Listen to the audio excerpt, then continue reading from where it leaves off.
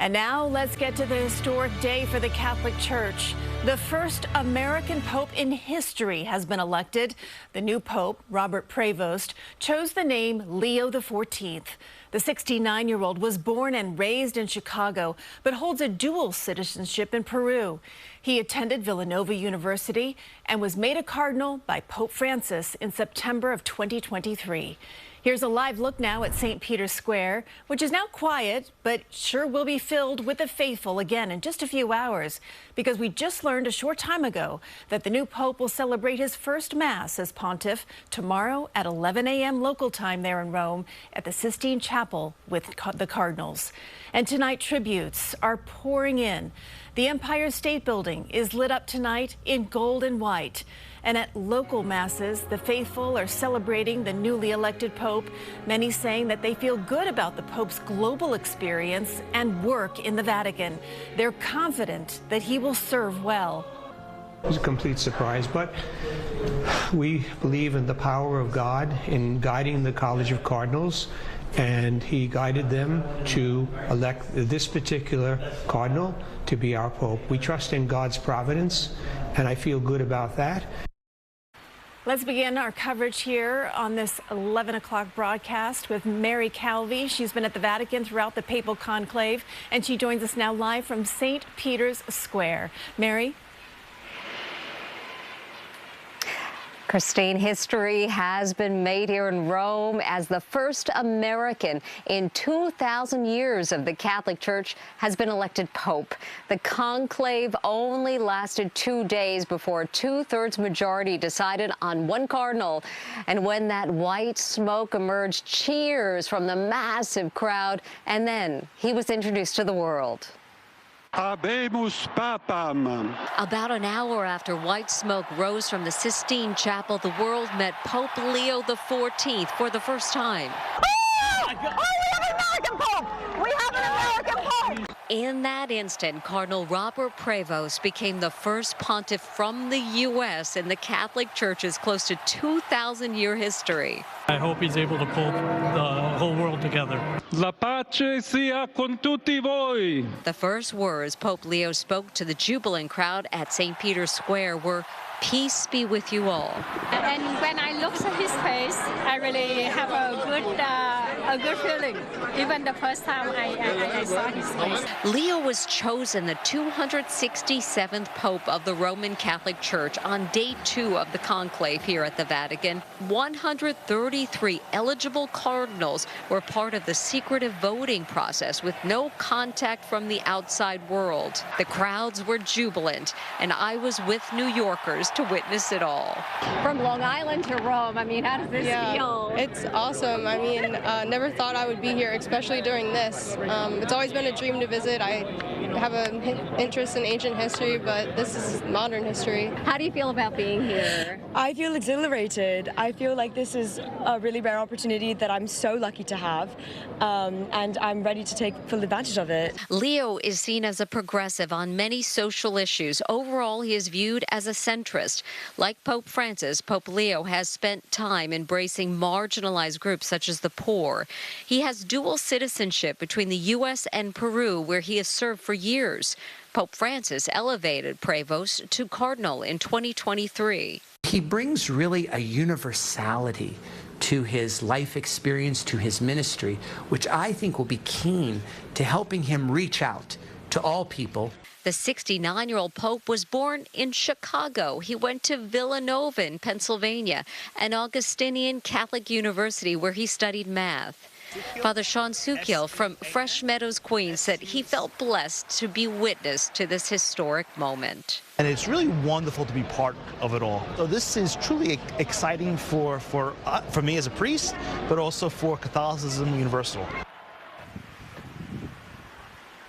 A stunning historic day in Vatican City as the Catholic Church is now being led by an American. And Christine, Pope Leo XIV emphasized a message of peace, of dialogue, and the importance of caring for the marginalized. You know, when he first came out there on the balcony, Mary, we could see there in the video included in your report, he came out with a smile. We saw the other cardinals there all smiling there along with him. Tell us about the energy that you felt within those crowds that were there at St. Peter's Square this afternoon? There was such tense anticipation when you're waiting for that smoke, and then jubilance when you see it. I was so excited to hear that an American cardinal had been named Pope. I mean, we were surrounded by people from our area, and that made it even more special. And I have to tell you, Christine, every one of the experts I spoke with had said his name as one of the top contenders. As the conclave was drawing near and beginning, his name continued to be on people's minds. And now he is the Pope. He certainly is. And I know that so many just thought it was going to be a long shot. But here we are today celebrating, Mary. Great reporting there from the Vatican this week. Thanks for joining us here. I know it's very early there, so we appreciate you being with us on this broadcast. Safe travels home. And by the way, the news of an American Pope really is still sinking in for local parishioners. Can the newly elected pontiff restore faith in those that have distanced themselves from the church here in America? And will he inspire others to join? Allie Bauman is at St. Patrick's Cathedral. Joy at Thursday night's Mass in St. Patrick's Cathedral that the Catholic Church has a new Holy Father, and an American one, no less. When they said it was an American Pope, oh my gosh, I almost jumped out of my seat. Pope Leo XIV came as a surprise to many, especially in his home country. Never thought we'd see an American Pope in my lifetime. It was shocking. Carmo Johnson came to New York's most iconic cathedral to mark the momentous announcement. I'm not a deep Catholic, but I came here just to, be thankful. I think that it would definitely bring some more people from the United States into the church. Just as deep dish is to pizza, a Chicago native may bring fresh flavor to the papacy. It's dope having some representation. As Americans, you felt a little distant because it was always a foreign pope. So, yeah, I think it's a little bit more solid of a connection. His election will kind of give a boost of enthusiasm to all of us who are believers here in this country. Father Enzo Del Broco believes the new Pope's ties to North and South America can help unite the church. The American church also has suffered a little bit of polarization lately, and I think that he can help us instead come together and understand that communion is not about uniformity, but actually is putting together the differences, because that is what makes the church really beautiful. Many Catholics told us where Cardinal Robert Prevost came from is not as important as where Pope Leo XIV goes. My hope for Leo is that he leave an indelible mark on the church, that over time we get to know him and love him, and that he will serve us to the best of his ability. From Midtown Manhattan, Allie Bauman, CBS News, New York. Pope Leo is also the first Augustinian pope to be elected pontiff. Lori Bordonaro explains how the religious order may very well shape his papacy. I was stunned. Father Luis Vera beaming with pride. The man he knows as Bob is now Pope Leo XIV, the first Augustinian pope. First, we never thought that an American probably, would be the pope. And second, an Augustinian, one of our brothers. Father Vera leads the only Augustinian church in New York, St. Nicholas of Tallentine in the Bronx. He served on an international formation commission when Pope Leo was prior general of the Augustinian order. The joy of walking with people, being with people, building bridges, I think that was his main message. The Augustinian order, founded in the 13th century, promotes the spirit of community and tradition of education.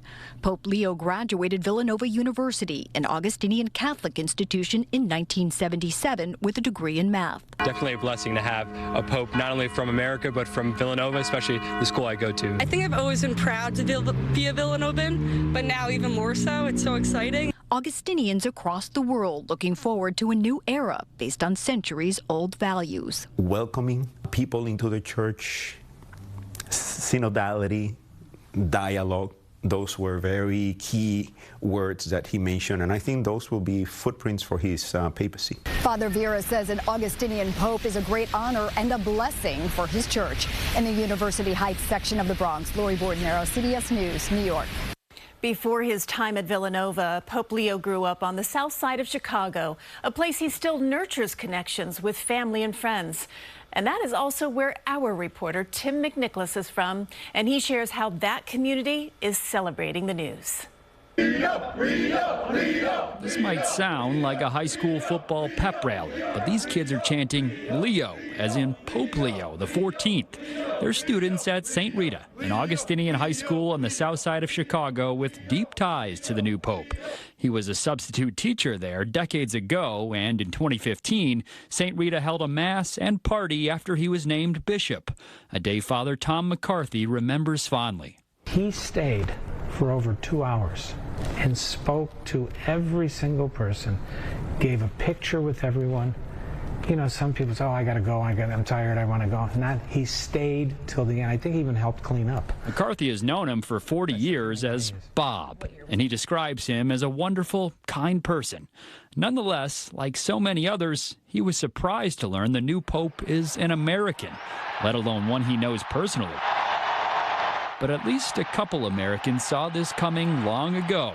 If you ask the Pope's brother, John Prevost. When he was in first grade or kindergarten, one of the moms across the street and one down the street said to him, you're going to be the first American Pope. In first grade, they knew that. While other kids played with toy soldiers and dolls, he says his brother wanted to play priest as a kid. And from childhood into adulthood, he's always cared deeply for the disenfranchised. And I think in that way he will be a second Pope Francis. I think he'll follow right in his footsteps, working for the underprivileged. And his brother also clarified that Prevost is a White Sox fan, not a Cubs fan. And Christine, that is important in Chicago, especially for us Sox fans from the South Side. I've had so many friends and family members call me today, text me today, just finding it surreal that the Pope, this figure who we've always thought of as a leader from some other part of the world, grew up in the same area we did and experienced some of the same things we did. Yeah, it's really hard to believe, isn't it? Right? And you also went to St. Rita's. I did go to St. Rita High School, yeah. I don't recall ever meeting him, but I could tell you that Father McCarthy, who you heard from in that story, was the president of the school when I was there.